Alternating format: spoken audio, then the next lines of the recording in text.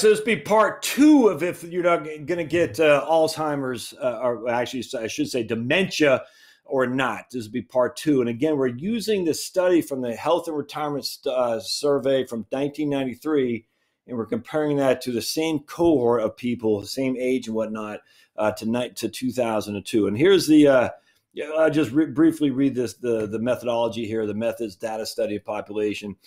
We use data from 1993 and 2002, waves of the health and retirement study. In selecting our study samples, our main analytical goal was to identify two similar nationally representative cohorts of older individuals, age 70 or older from 1993 and 2002, characterize their cognitive function using the same cognitive test in each year, and then follow each cohort for 2 years to determine mortality for individuals, A, with normal cognitive functions, or 2, with cognitive impairments. Then the CI, which is cognitive impairment, we're going to divide that into subsections, mild or moderate and severe. And as a result, they have 3,419 people in both samples.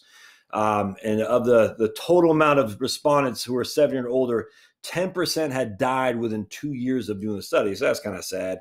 And another 1% they couldn't find. So basically, they had a certain amount of people that died off, and a small amount they couldn't find, but they were able to use a pretty significant group of similar like-minded cohorts in terms of age, race, sex, and things of that nature. So that's good. And then they do the 2-year follow-ups as well.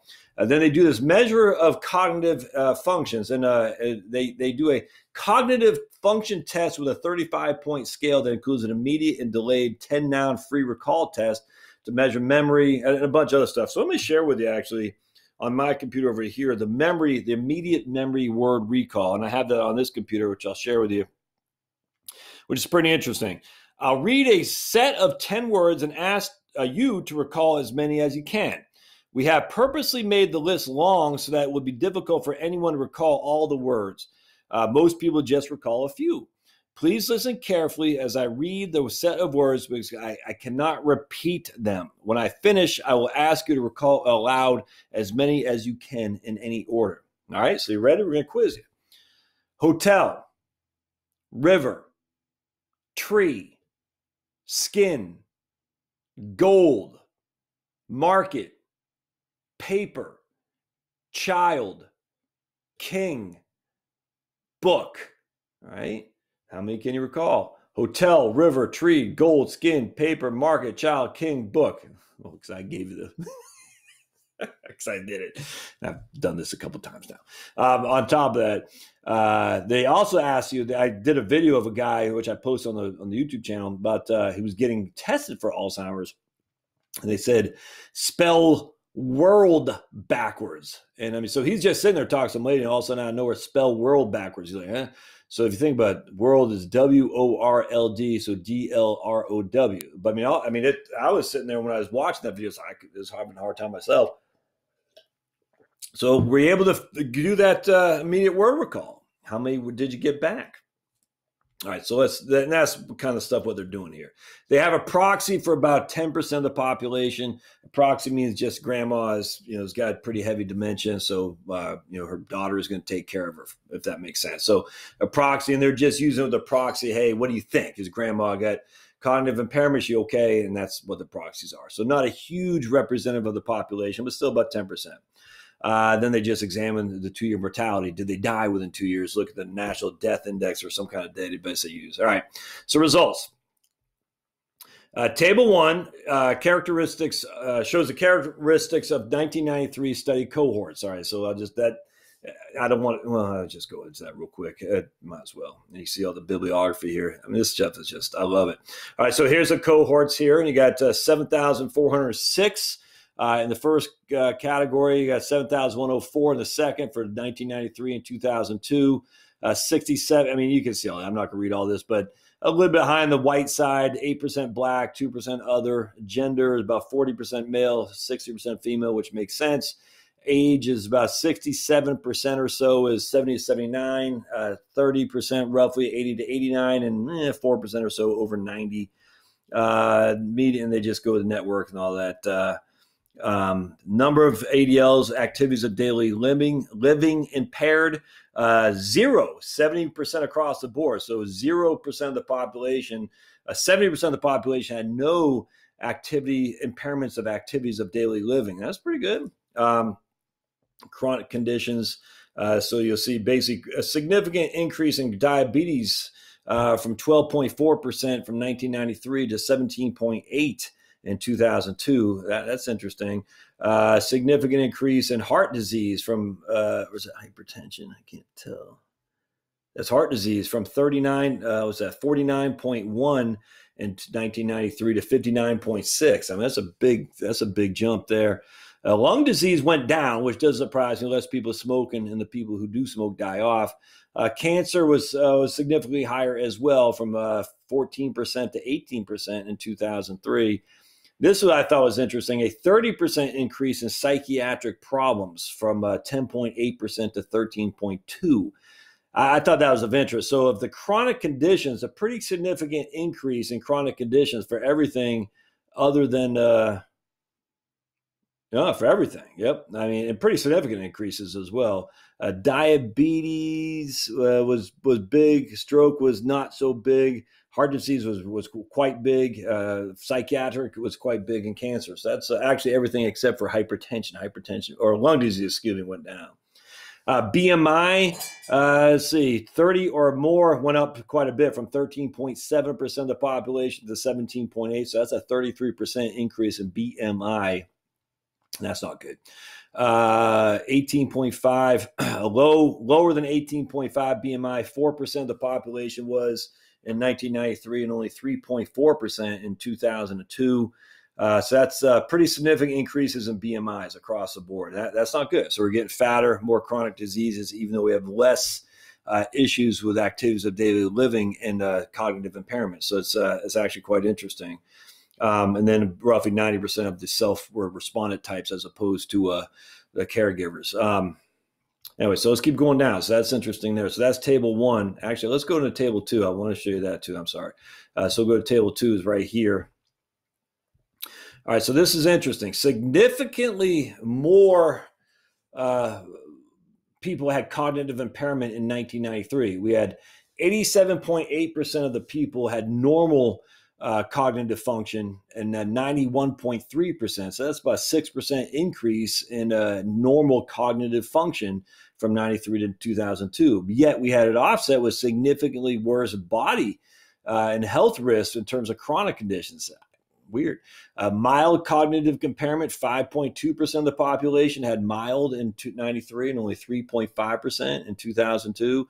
And severe or moderate was 7% in 93 and only 5.2% in 2002. So that's it's just an interesting dichotomy here. We have huge increases in cognitive issues and yet lower cognitive impairments. I'm not really sure what to make of that. So, all right. So discussion let's see. In the large nationally representative survey of older Americans, we found that the prevalence of cognitive impairment consistent with dementia decreased from 12.2% to 8.7%, an absolute decrease of 3.5 percentage points, but a relative decrease of nearly 30%. In addition, we found an increased risk of death among those with moderate or severe cognitive impairment. And this increased mortality was most evident among those with cognitive impairment who had higher levels of education, which I'm telling you is a good thing.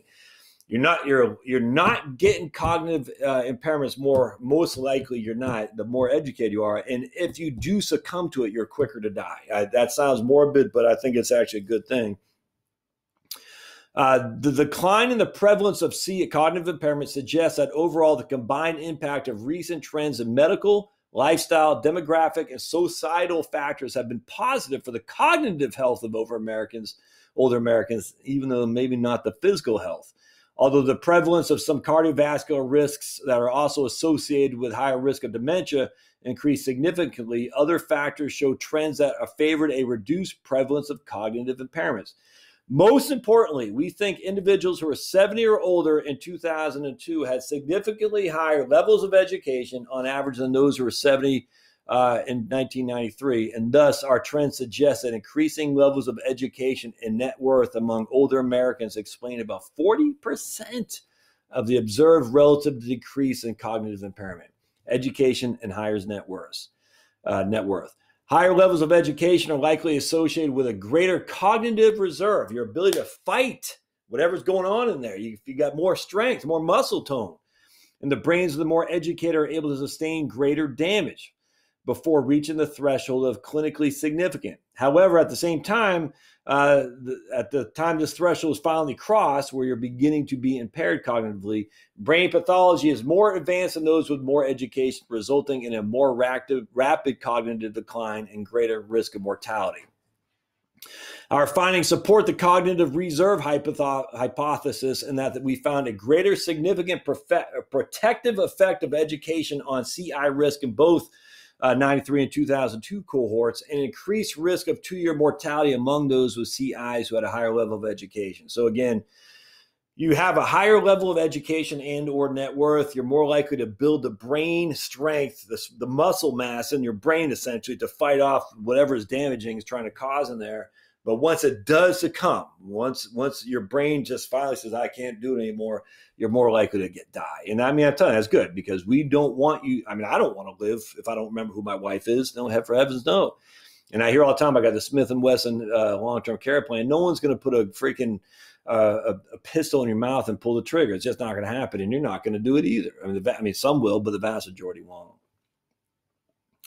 All right, so our studies are consistent with similar trends found between 1982 and 1999 in a recent using data from the National Long-Term Care Survey, and extend those of Friedman and colleagues who found the decline between 1993 and 98 in severe cognitive impairments. That's good, man. I don't know how you can't be optimistic about that. Potential mechanisms, more education, better cognitive function. Yep, gotcha. So that's good stuff. There have been significant changes in the treatment of Alzheimer's disease, the most common cause for dementia during the time period of our study. They're using inhibitors. A lot, actually. They're using some prescriptions, have increased steadily since then. Medications, and they found that has likely decreased the cognitive impairment for sure. Not all studies show that, but some do. Okay, this study has been validated. Okay, so what I want to do at the end of the day, I'm very pleased to see this, that the likelihood of cognitive impairment is declining. The thing I find scary to some capacity is that not the likelihood of you're getting cognitively impaired is declining, but also the significant increase in your physical incapacity is increasing. That's not good, but at least the physical stuff we can contend with by eating better, by just going for a walk.